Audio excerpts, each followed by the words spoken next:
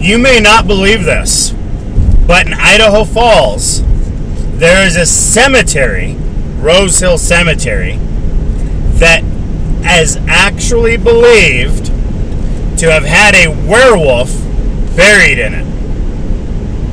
So again, this is the Rose Hill Cemetery in Idaho Falls. Also in this cemetery, there is a square-shaped, above-ground tombstone that if you knock on it, it is rumored that you'll actually get a response. Some people also have even claimed to have seen this concrete panel on this gravestone actively move back and forth without being actively maneuvered. The cemetery has been long the subject of folklore, including tales about werewolves and zombies.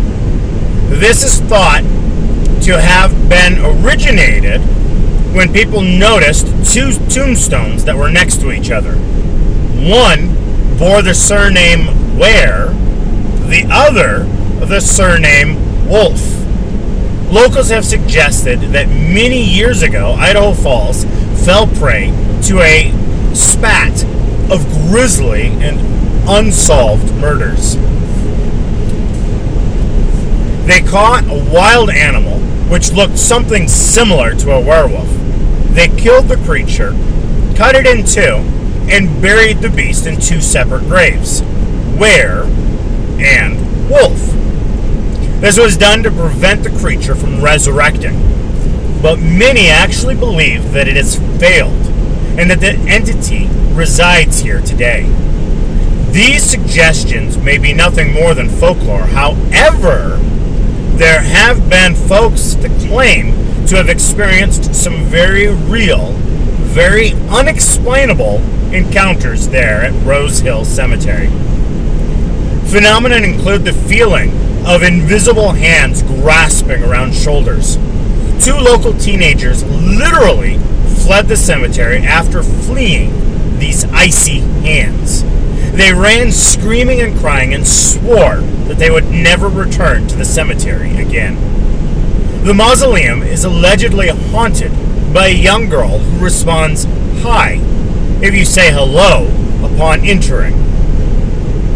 One visitor claimed they saw an orb-like light anomaly floating about 6 feet from the ground, moving side to side before darting off at high speed. The lady saw it, said, "I saw it fly off myself. I saw it with my own eyes." Others at Rose Hill Cemetery have cited a male apparition and a little girl entity who linger just out of sight amidst the surrounding foliage.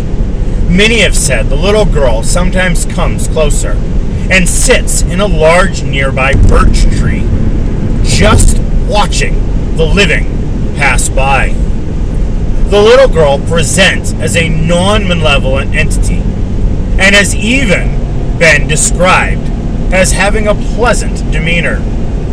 Honestly, it seems that when it comes to Idaho, we definitely have a lot of fascinating stories.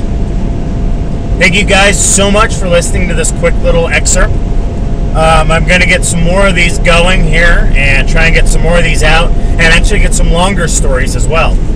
Anyway, thank you guys so much, and you have a wonderful and blessed day.